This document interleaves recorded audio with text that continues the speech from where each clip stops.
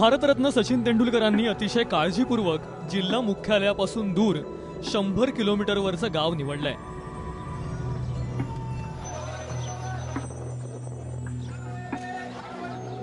त्याबद्दल थँक्यू तेंडुलकर.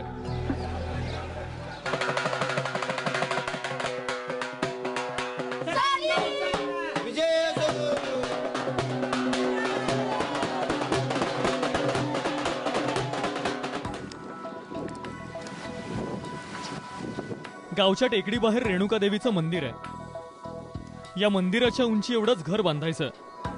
मंदिरापेक्षा उंच घरं म्हणजे बालंट, ही गावाची अंधश्रद्धा. हा सचिनसाठी पहिला बाउन्सर.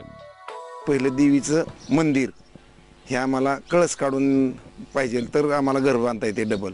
आणि आता काही सोयीसुविधा जर समजा करायची आल्या तेंडुलकर साहेबाच्या वतीनं तर ती अपुऱ्या राहणार आहे. तर पहिलं आम्हाला देवीच्या मंदिरासाठी प्राधान्य द्यावं. सचिनच्या मॉडेल व्हिलेजला पायचीत करण्यासाठी गावातले 4 अवैध दारू विक्रेते टपून बसले आहेत. सोबतीला 2 मटकेवाले, 3 जुगाराचे अड्डे आहेत. त्यांची पोलिसांची मॅच फिक्सिंग आहे. ते काय दत्तक घेतलं तर दारू बंद करा, जुगारी बंद करा, मटकं बंद करा, एवढं गावाचं पूर्ण सगळं बंद केलं तर आम्हाला जमतंय बस.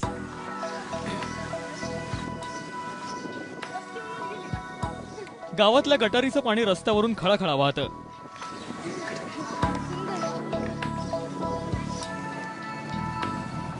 रस्ते खास्ताहाल.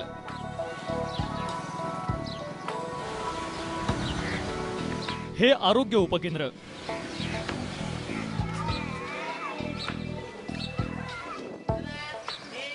शाळेची इमारत 50 वर्ष जुनी, मोडकळीस आलेली.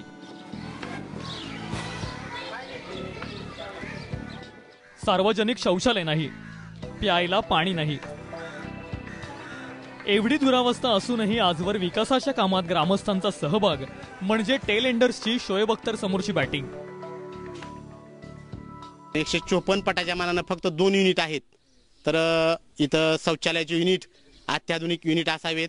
ऑल कंपाऊंड अत्याधुनिक असावं. शाळेकरता स्कूल बस आम्हाला प्रोव्हाइड करावी अशी आमची मागणी आहे. आणि त्या स्कूल बसमध्ये GPS यंत्रणा असावी. क्रिकेट खेळण्यासाठी ग्राउंड नाहीये, व्यवस्थित ग्राउंड नाही, तर ते ग्राउंड एक चांगलं पद्धतीने बनवून द्यावं एवढी एक अपेक्षा आहे.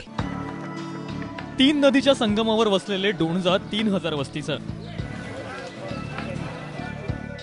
सचिनला गावात येण्यासाठी कुर्डुवाडी रेल्वे स्टेशन 55 किलोमीटरवर आहे. अशा गावची तेंडुलकरांनी दुष्काळाच्या बातम्या बघून महाराष्ट्रातलं पहिलं आदर्श गाव करण्यासाठी निवड केली.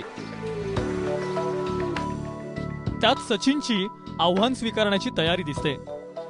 आता सचिनच्या सोबतीला संघभावनेनं ग्रामस्थ उतरले तर विकासाचा विश्वचषक जिंकू शकतात. काकासाहेब कांबळेसह राहुल कुलकर्णी, ABP माझा, डोणजा.